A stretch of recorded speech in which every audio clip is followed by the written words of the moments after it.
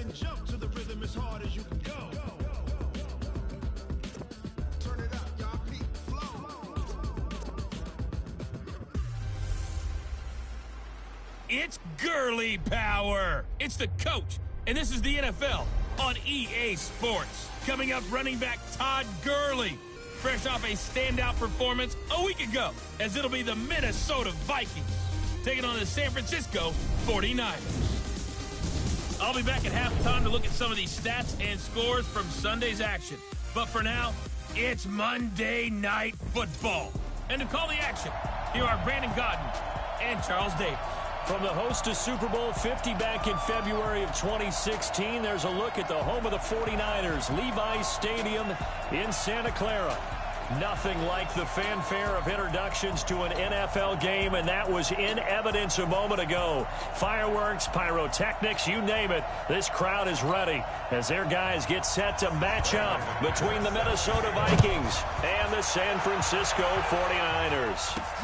This will be fielded at the 6. And it's a pretty good return here as he'll get it up to the 29-yard line. So here's the first drive now for the 49ers.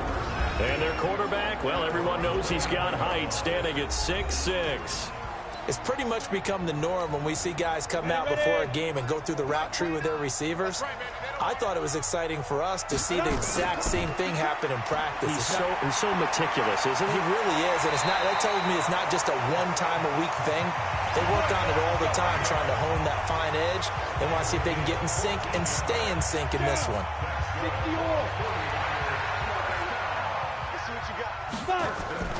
Once again, they run with Breida on first down. And he's going to get this all the way down inside the 35. Good yardage as he rumbles for 24 and a first. Back-to-back good plays have him on the move on first down. Operating from the gun, Lawrence. It's a short one here, complete to the tight end. A pickup of about 3 yards as he's taken down at the 31. Defensively here, you're facing a top-5 team in terms of points scored in the NFL. So when they're that high power, you've got to find a way to hold them under 20. Because to me, that's the magic number. 20-point score, you give yourself your best chance to win. So if they're up around 24, 28, 30, they could be in some trouble. And I think so, because then you turn it into a shootout, and that means your offense has to keep pace. On first down, here's Breida. And they get to him quickly here as he's stopped right around the 13. Tavon Young in on the tackle. The last run got 3. Now here's 2nd and 7. On second down, a run with Breida. And here he'll get it down to the 7. A gain of 3 last play. This time they double it and pick up 6.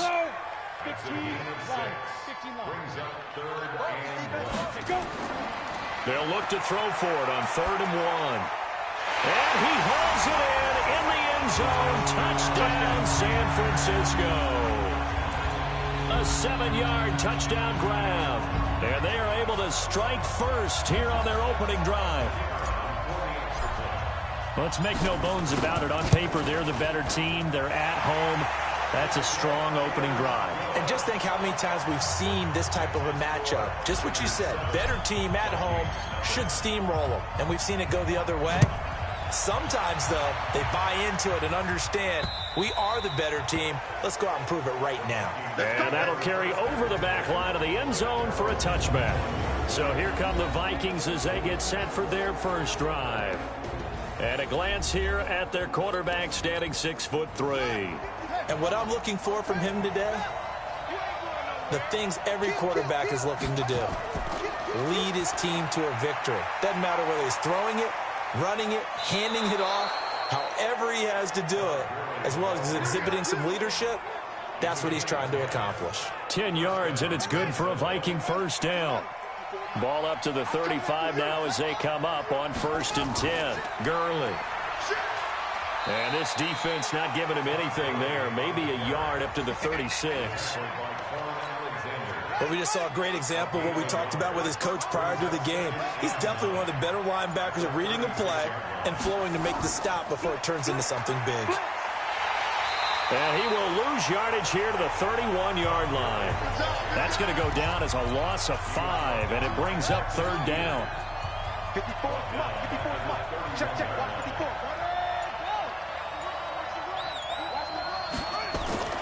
Throwing on third and long.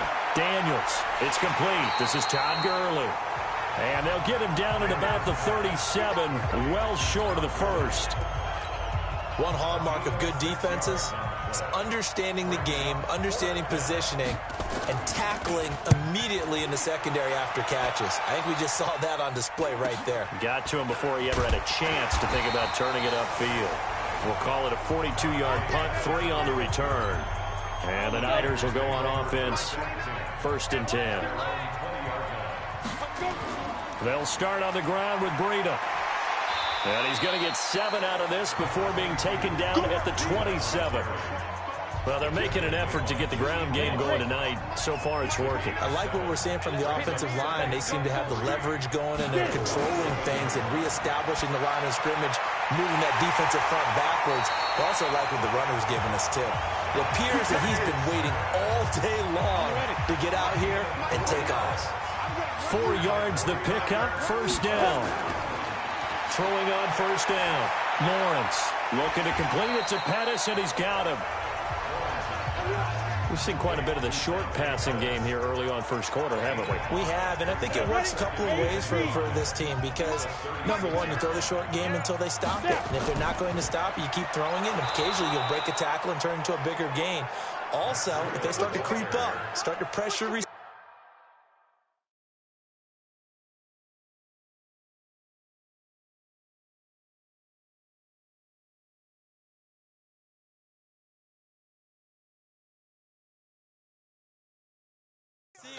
now you go over the top, take it deep, and now you get some of those big shots downfield.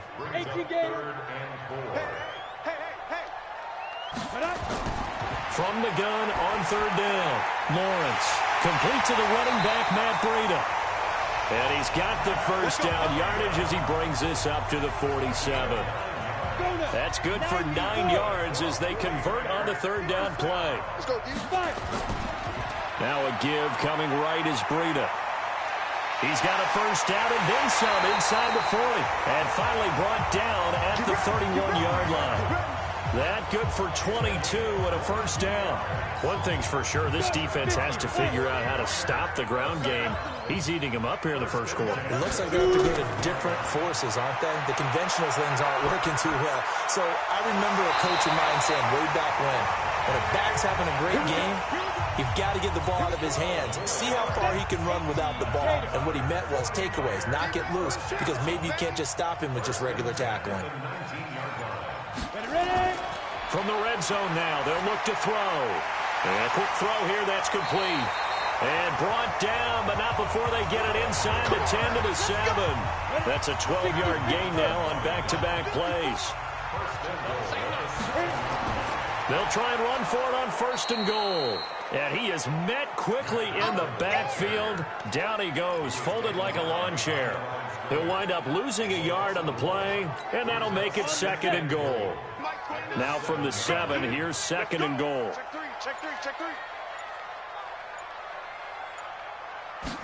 Here's a 2nd and 7. Nowhere to go here. He lost the football. And the Vikings pick up the football. And he'll return it to the 24-yard line. Holding on to the football becoming a little bit of an issue. He had 2 fumbles last week, remember.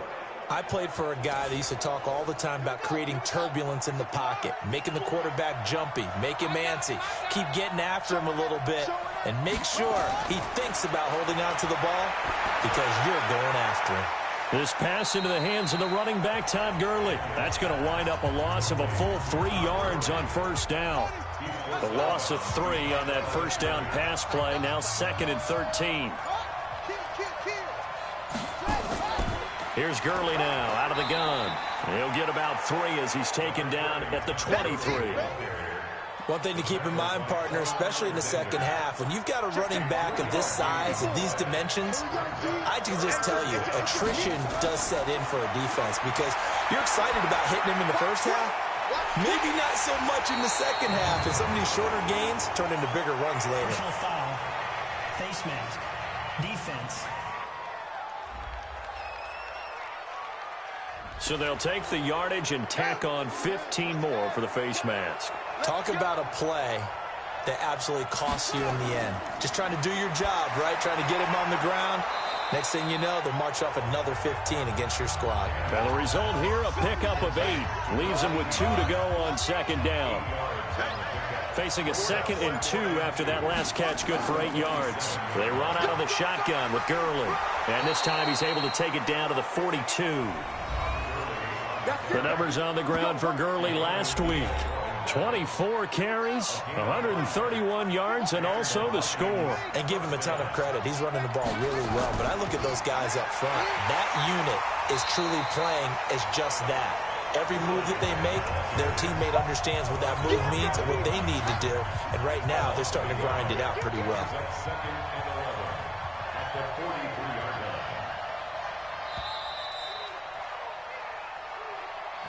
After 1, 7-0 on EA Sports.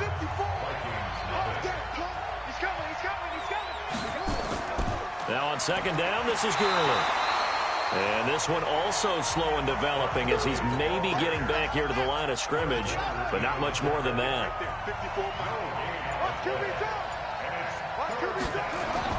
On third down, Daniels.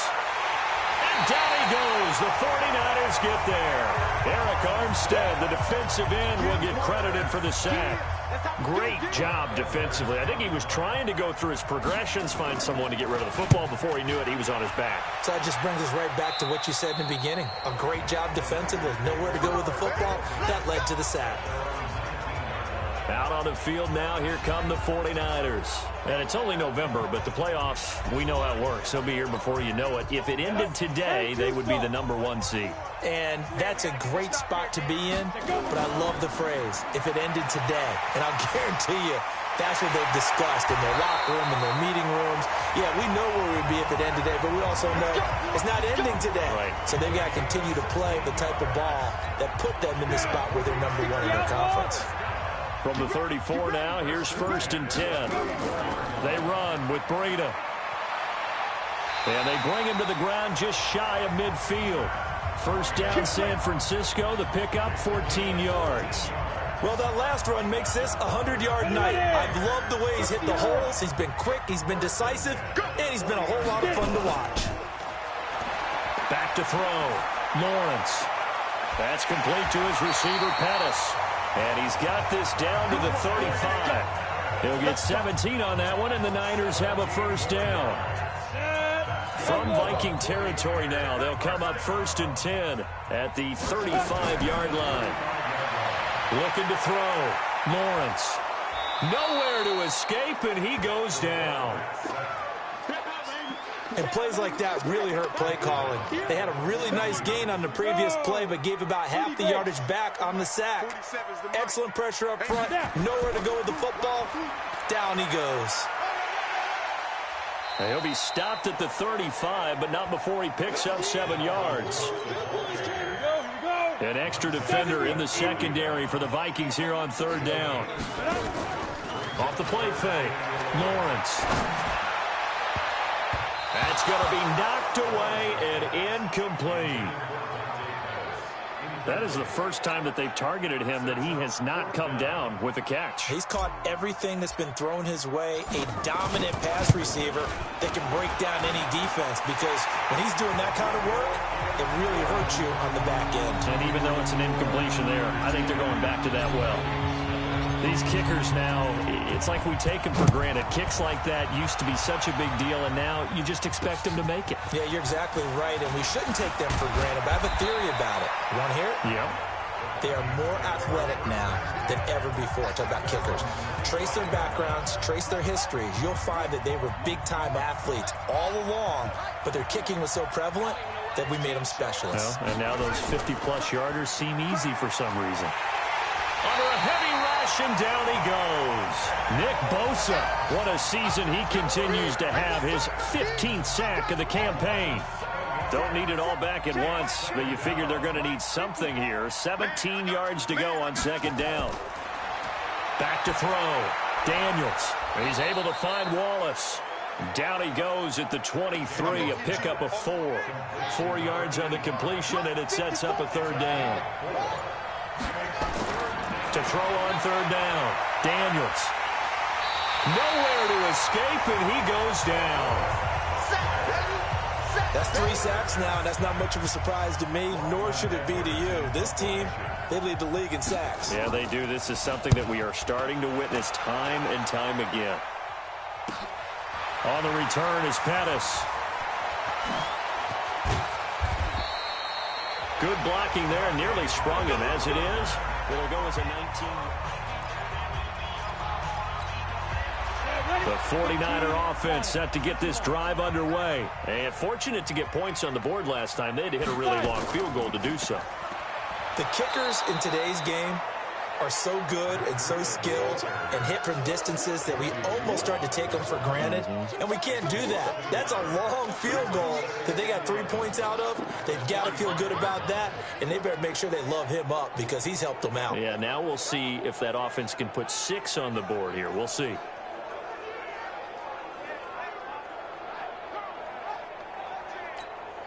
After the loss to start out, here's 2nd and 11.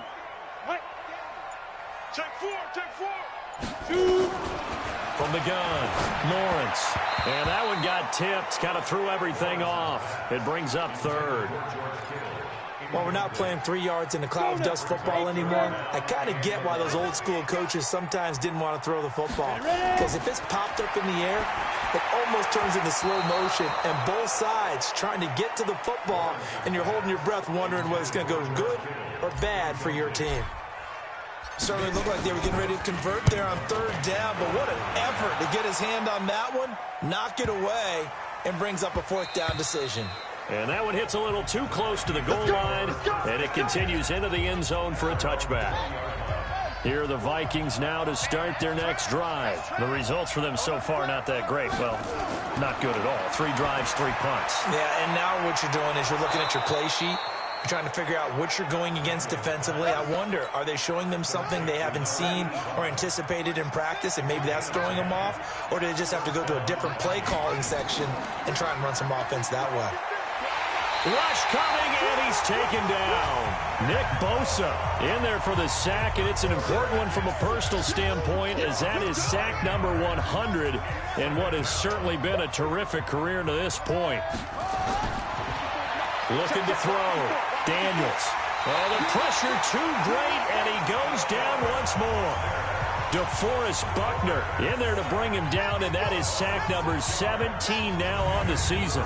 He's the NFL sack leader coming into the game, and now that's 2 more that he's added to his total. He wants some separation from spot 1 and 2 in that sack category.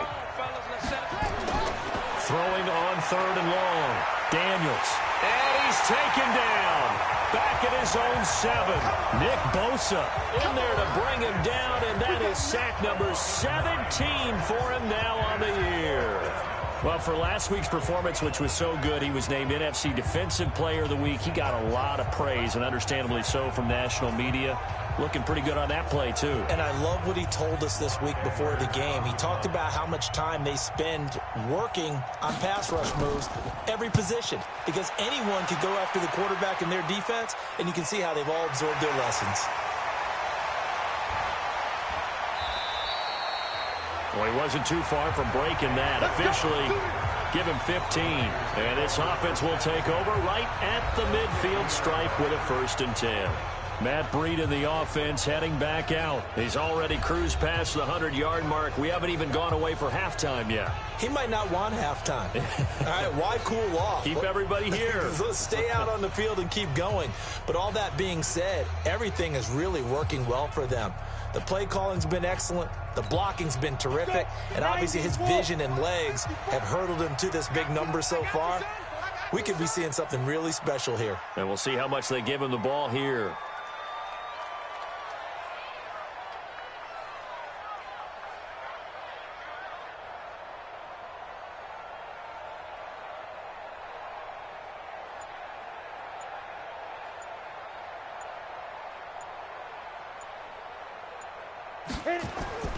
Here's Breida.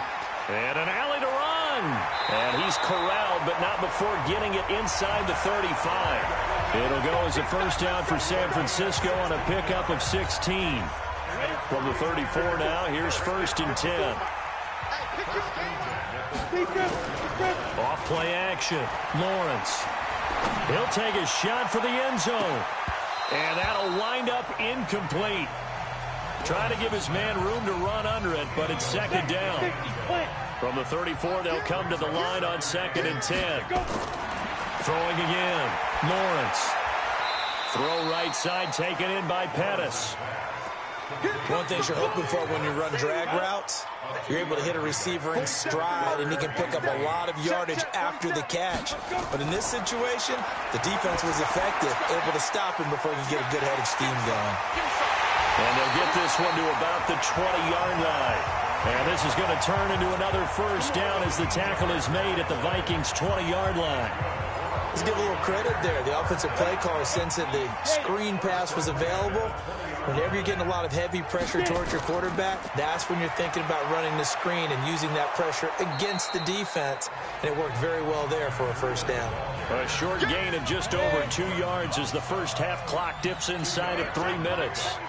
Coming up to the line, and they will need to run another play here before the 2-minute warning. And this is caught at the 8. And stopped a few yards shy of the goal line at the 3. 15 yards on the play, first down. And a lot of people ask the same question all the time. Why do we see so many slants in the red zone? Well, the windows are tighter. Everything's more condensed. It has to be quicker, and you've got to deliver the ball on time. Your biggest worry? Ball gets tipped in the air. Because if that happens, then it's fair game for the defense. They'll try to run with Breida. And he'll get him a bit closer as he's down to the 2-yard line. It's a gain of a yard, and it'll set up 2nd and goal. From the 2 now, 2nd and goal. 2nd and 2. And it's intercepted at the goal line. Snags it for the pick. And a big turnover there as his guys will get the football back. They're trying to resurrect his confidence. Last week was a disaster. 5 interceptions in that loss, and another pick there. I played with a quarterback